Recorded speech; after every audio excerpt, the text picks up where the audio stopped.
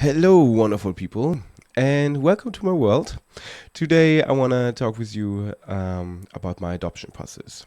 I had my fourth interview now, and what I doing in this process, or what I want to update you with, is what question I was facing, what my issues was on the journey, and how the next steps will be. So, the interview was quite nice, but I had a little issue because in the last run, my translator had a job interview and he couldn't come to my interview. And it's crucial for me to be always present with a translator since my Portuguese is not that well. And they said that it is or it need to be a person who speaks German and Portuguese because of the fact that they don't want to have any translation error.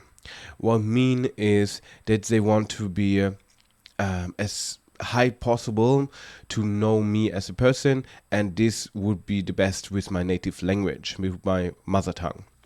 So, I had a friend. She had time to come with me, but also this is not the best way. What they want is a like an informal person who don't know me and don't take any side or have a bias with me, so that they are more that they really just translate. So if you want to adopt now here in Portugal or somewhere else, it's always a translator can be really expensive. I knew that if I hire a professional translator, it can be cost from 300 euros to 400 euros. I'm not rich, so this for one session would be facing me a high struggle of not going further with the process because I'm broke on the end of the process. So, and yeah, if you know someone in Portugal who speaks Portuguese in German, hit me up and contact me. I would appreciate that. But in the same time, I was now on the weekend, on a Oktoberfest here on a German school, and they would love to help me to put a post on a blackboard. So I hopefully find someone who speaks Portuguese and German and like to help me and assist me in my process. It would be amazing. And yeah, was the roundabout before the interview. Now the interview.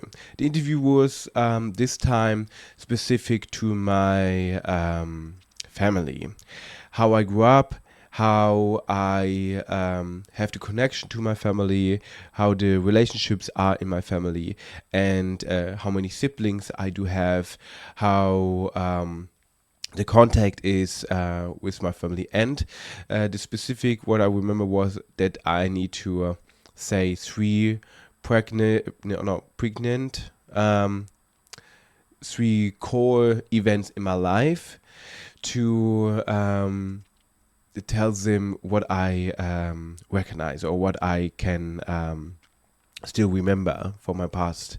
And I said they say this can be good and can be bad, and I said one thing was super nice for me when I went to New Zealand and had my first adventure to being far away from family and from my normal environment, because I like adventures. I like to explore. I like to be myself and have my own company. So, and they was a little bit suspicious about that. Like, okay, but why you needed to go to New Zealand? It was like, I wanted to be as far as possible away from my family.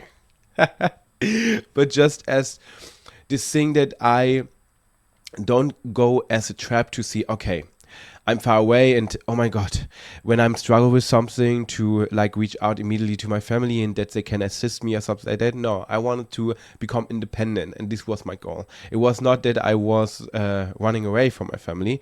It was more that I wanted to have an adventure by myself and by my and just to it was after school and I wanted to be more independent. And I think nowadays, how my family structure is, I think there was a little part also to be a little bit more further away, because I was all the time the transmitter in my family, between my family members, when we have conflicts or something like that. I'm still sometimes win, but I try to not being this anymore so much, but it's hard if you're growing up with that, to being a transmitter in your own family, and try to keep the harmony in it. Um, and then the other one was a negative one, but negative and positive is always a two-thwarted thing. So for me, in my opinion, I review it neutral, because it's in the past. We don't need to say, okay, this was now, it was bad or was good, because I would always recommend that we try to have a more neutral perspective over there, because if we do that, we can review our past and don't be guilty or suffering about, oh, should I have done this differently? And this part is when I told him it was really a core event in my life, where my mom was running away because my father broke in our home, and he attacked my mom. And the only thing what she in this place could do is to go in a woman's shelter to to save her life. And my recognition and my image of this was that I and me and my sister, we was in front of my father and watching my mom running, and he stand in behind us. This was the core image I have still in my mind, how we was being in the outside, watching my mom just running and being there with my father. What happened next, I have no idea, to be honest, because this memory is not quite there. And what was the third one? I think the third one was when I got accepted to become a game designer. Because the thing was, for me, it was quite amazing. I was going to Berlin, visit a friend, and then I also was thinking, okay, do I go to Hamburg? Do I go to Cologne or to Berlin? Because I was searching for different opportunities in this, and I was thinking first to become a technical programmer, and I applied for that in the school where I learned in game design. And then I went there for to talk with the person I was talking to. I think he was a teacher, and I asked him if they do something with apps, like app programming or something like that, and if it's also related to games. And then he said, "Do you know what? We also have this other apprenticeship. It is game design." And I was like, "What? You have game design as well?" Of course, I want to become a game designer. So I did this then. And I think this was a really nice thing, because I was 6 months then in back in Germany after New Zealand. And after that, I moved to Berlin.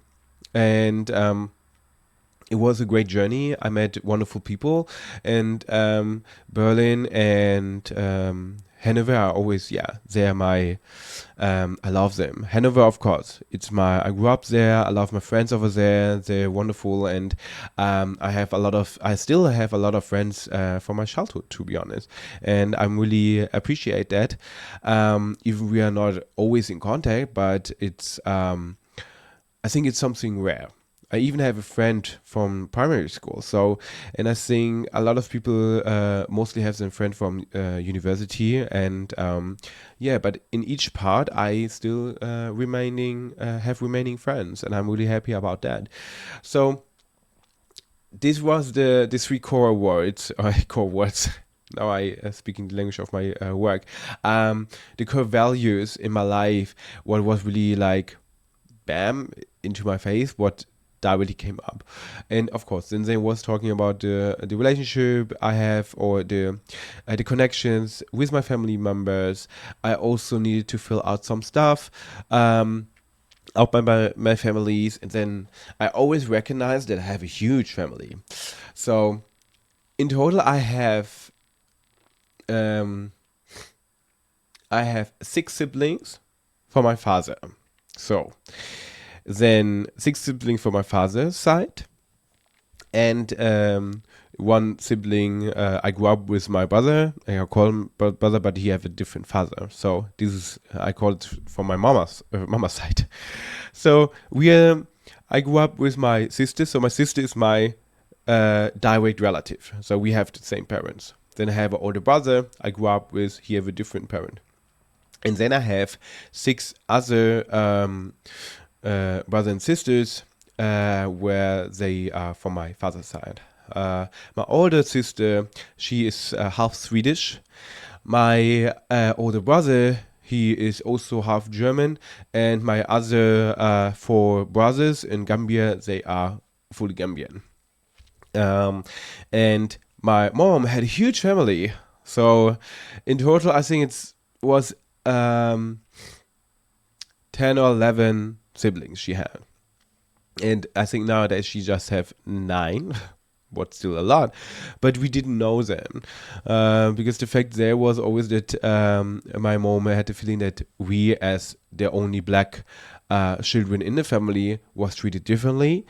Even we figured also out that my oldest uncle did like intrisions between them and try to stab them in the back and try to also put the whole environment in a different point of view. And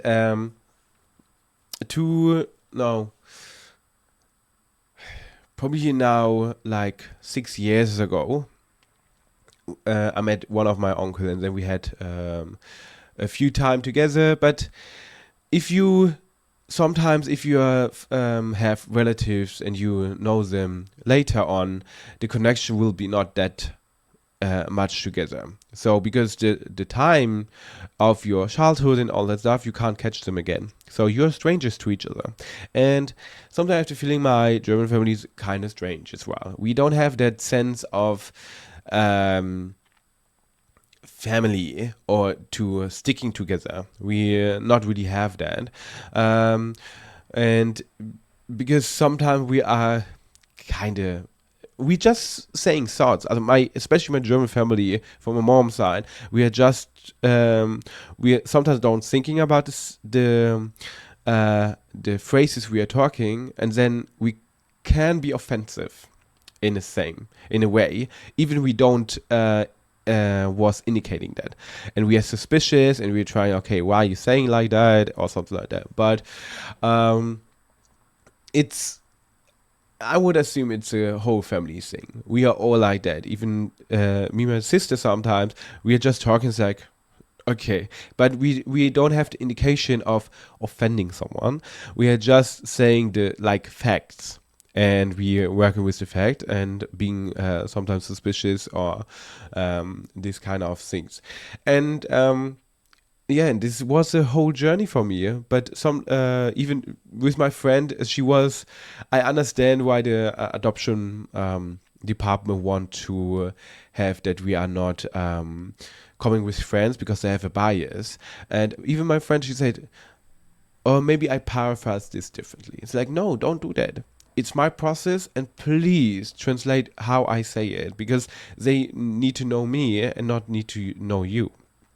And I needed to remind them sometimes. And so if you of course, if you have the money and have the and can afford a translator, I think go for it, because it's good, because they just doing their job. And because friends can have a bias sometimes and trying to intervene in your phrases you're saying. And but now with the process, the indication for me also is to learn as quick as possible Portuguese. I understand way more, and I could understand some questions they ask me, but the speaking for me is really hard. As a dyslexic person, it's not that easy to learn languages, but I don't give up, because I'm really passionate to learn and to coming in a new environment. But my mom also taught me I have difficulties with languages. I started to speak really late, and the process of this language is always a little bit more, I'm more in my head. I can think about the stuff, but then to talk and to verbalize these things is quite hard sometimes. And what else? I needed to also indicate how much money I earn and how much net worth I have each month to live with. And it's various because I have a bonus and all that stuff. And but what I picked out was the lowest value in the lowest month of salary, and this was like 50% of my salary going for rent and for electricity and all that kind of stuff, and 50% I have for a living. This is for me fine, but of course, if I buy my own apartment, it will be higher. And this is the next one. I need to have an apartment by myself. If you're adopting, you need to have, at least if you're adopting as a single person here in Portugal, and have everything managed from your home country, that they give you a letter and indicate, okay, you can do that. Like Germany gave me a letter to indicate I can adopt as a single person here in Portugal, but I can't adopt since I'm not married. I just can adopt alone. Even I find a partner, get married, and all stuff. The process of adopting would be still that I adopt by myself. So, and the adoption department says that it's crucial that I have a apartment by myself and not living in a shared flat, because they want to erase any possibility that the child can be traumatized again, that the child can be attached by someone else. But in a shared apartment, it's not mandatory that all the living people in the apartment living together, and maybe one day the other part want to move out, and this can be traumatized for the child.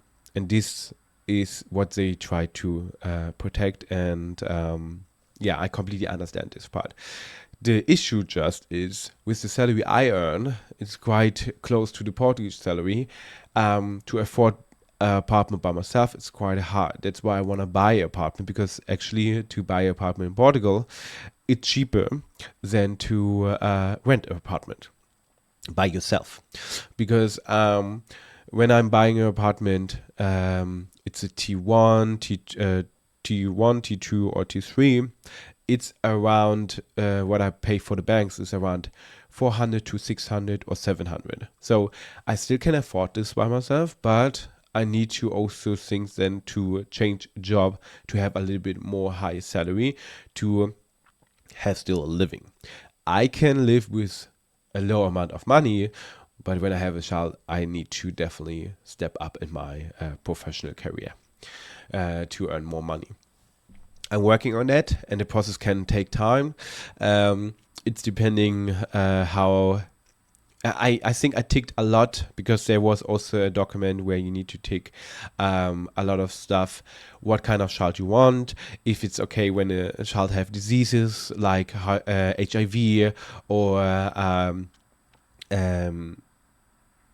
peeing in the bed, shitting in the bed, crying a lot, being really attached, being distant.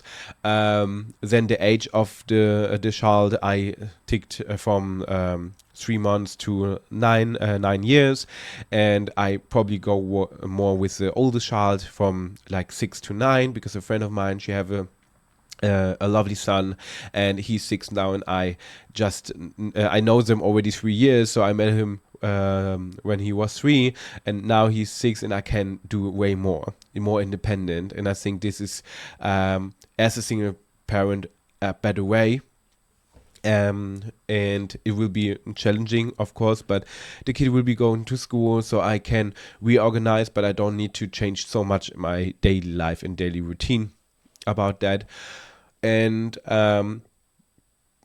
there's a lot of things what you can take. Like also, if you want to have a kid is deaf, or it's blind, or in a wheelchair, or different disabilities as well. And sometimes the children with disabilities get left out it. And for me, disabilities, it's not a huge impact. But I told myself that I have, since my father have, in my opinion, he have a mental illness, but more of the perception of how it's called, how he's reviewing stuff, and of the basis that he can't connect some um, the world view. So I said, if it's a mental illness, what is affecting like a brain or something, I can't really handle that. I take this, and there I'm really, you need to be really honest with yourself, what you can accept and what you can't accept, what is difficult for you and what is not difficult for you. And for me, difficulties is also a child in a wheelchair, because then I need to be affected by my housing, by different things, and also Lisbon is not the best part for a child in a wheelchair. So in this, since as I'm a single person, I need to try for myself, okay, what is possible for me to manage and what I can't manage. And there are certain things I can't manage, and I'm also afraid, because it is that I fearing this as well, to handle that by myself and maybe have a meltdown. But I need to be on a high state for myself to have a safer place for this kid. But what I can imagine for myself is to have a deaf person, a deaf child, or a blind child, or because I can adapt differently to this kind of disabilities. And I think, to be really honest with yourself, what you are capable and what you're not capable, it's crucial in this part, because you want to adopt a child. And I think also to not to just going with a child who don't, or to say, oh, I don't want to have a child with disabilities, it's it's difficult. I understand it. Some people have more fear about that, but this is how we get socialized, and this is how we get the issues in our societies with ableism, how we grew up. I would say also we shouldn't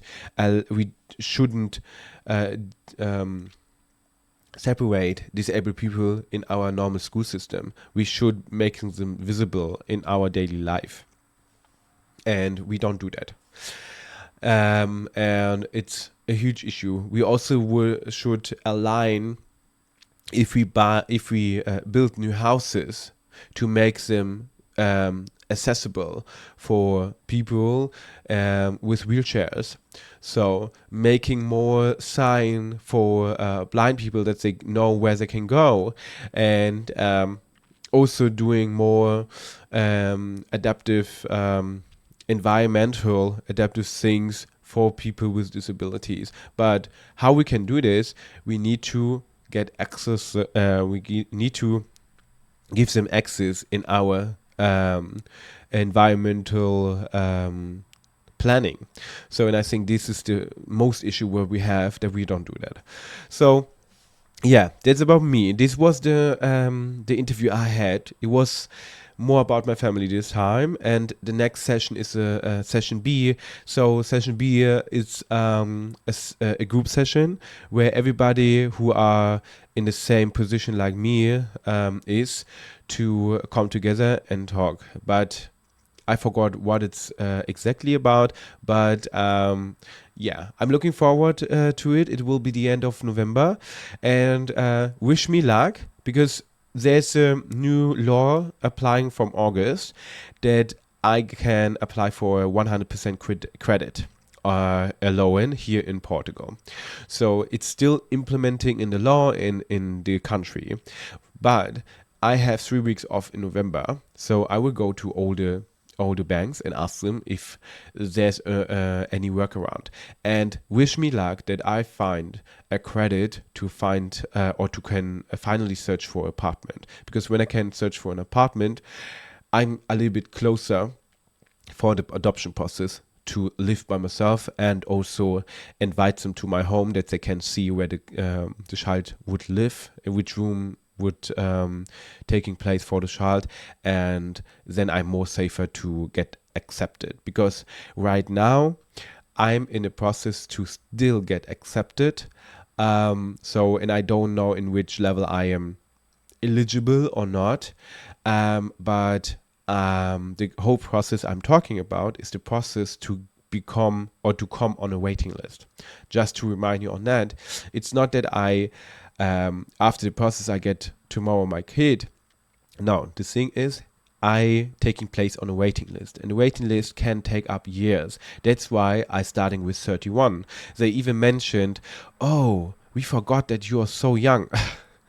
Because apparently I'm young for the adoption process, because probably people are more in the 40s or the end of 30. And for me it was funny because they mentioned it when I told them that I did a lot of stuff. I published a book, I went to New Zealand, I live in Portugal, I went to Berlin, make an apprenticeship, I was working since I'm 19, I'm working. So I did a lot of success in my life and what I'm doing, and now I do the YouTube channel as well, and working still on my 2 books parallel on it. So I love to do and being creative and doing my stuff, and I'm really happy about it. But just a reminder, if you want to have a child and you know you can't have it by yourself, if you are clear about the things, start as soon as possible, because my dream always was to become a parent when I'm 35. So, and if I can finish the process and becoming on a coming on a waiting list, my chance to reach 35 or to become a child with 35, it's a little bit closer. I imagine it's probably with 37 or 36 or even higher, because the adoption process can take up to 7 or 10 years. It's depending what kind of child you want to have. But yeah, just a reminder here, and thank you for watching. I hope I can encourage you to think about that, because I think adoption is a great thing to do, and also to reconsider if we need always to having our own child, biological child. Especially in the queer community, we have the opportunity to give a lovely home. I know it's not everywhere allowed, but then search for a country where it's allowed and try your best to do it in the country there. And shout out for everybody outside, for the community, and thank you for watching my video. If you didn't subscribe my channel, I would appreciate it. And of course, a thumb up for the video, and hit in a comment. Would you ever consider adoption or not, or is this or what is your fear about the process? So let me know this in the comments, and I wish you a wonderful day, wonderful afternoon, or good evening. Make your coffee, a tea, or a hot chocolate. See you, and bye bye.